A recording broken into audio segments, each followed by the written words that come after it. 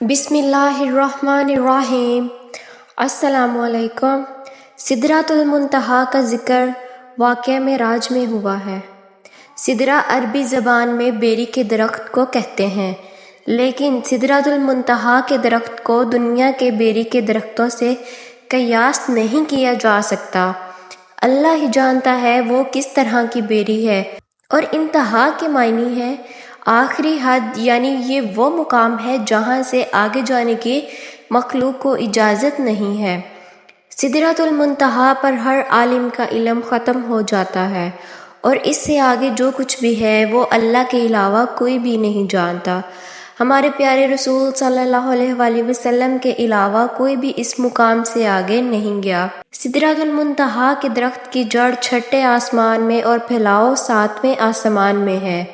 معراج کی رات جب پیارے نبی صلی اللہ علیہ وآلہ وسلم کو حضرت جبرائیل علیہ السلام آسمانوں پر لے گئے تو سدرۃ المنتہا کا مقام آیا۔ وہاں ایک عظیم درخت موجود تھا جس کے پھل مٹکے جیسے تھے اور پتے ہاتھی کے کانوں کی طرح تھے۔ بائبل مقدس میں بھی اس درخت کا ذکر ریس کے نام سے کیا جاتا ہے۔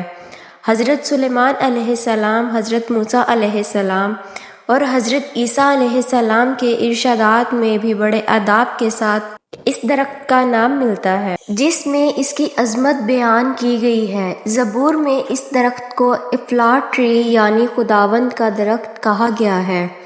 سدرۃ المنتہا جو ساتویں آسمان پر موجود ہے وہ ان دنیاوی بیری کے درختوں جیسا بالکل بھی نہیں ہے۔ سدرۃ المنتہا ساتویں آسمان پر ہے۔ زمین سے اوپر جانے والی چیزیں سدرہ پر آ کر رک جاتی ہیں، پھر انہیں فرشتوں کے ذریعے موصول کیا جاتا ہے۔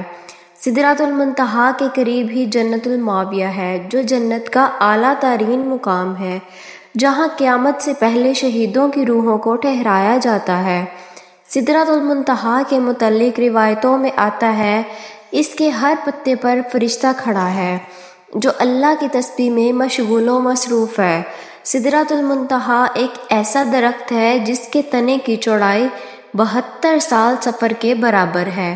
پیارے نبی کریم صلی اللہ علیہ وآلہ وسلم نے فرمایا، سدرۃ المنتہا کے درخت کی جڑ سے 2 ظاہرین نہریں نکلتی ہیں اور 2 باطنی نہریں بھی نکلتی ہیں۔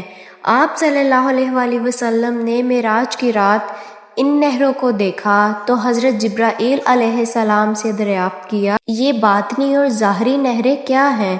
اس پر جبرائیل علیہ السلام نے فرمایا، باطنی نہریں جنت میں جاتی ہیں اور ظاہری نہریں دنیا میں گرتی ہیں، جو دریائے نیل اور دریائے فرات ہیں۔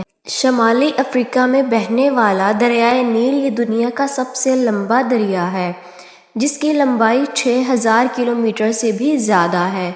دریائے نیل مصر کی سرزمین سے گزرتا ہے اور وہاں کے باشندوں اور زراعت کے لیے اہم مقام رکھتا ہے۔ دریائے فرات 2700 کلومیٹر لمبا دریا ہے جو ترکی کے علاقوں میں بہتا ہے۔ یہ وہی دریا ہے جس کے کنارے پیارے نبی صلی اللہ علیہ وآلہ وسلم کے نواسے امام حسین علیہ السلام کو کربلا نامی مقام پر شہید کیا گیا۔ احادیث کے مطابق پیارے نبی صلی اللہ علیہ وآلہ وسلم نے قیامت کے قریب اسی دریائے فرات سے سونے کے خزانے یا پہاڑ کے نکلنے کی پیشن گوئی کی ہے۔ سدرۃ المنتہا کی جڑ سے نکلنے والی نہریں اس دنیا میں ایک غیبی راستے کے ذریعے آتی ہیں۔ سدرۃ المنتہا کا ذکر واقعہ معراج میں بھی ملتا ہے۔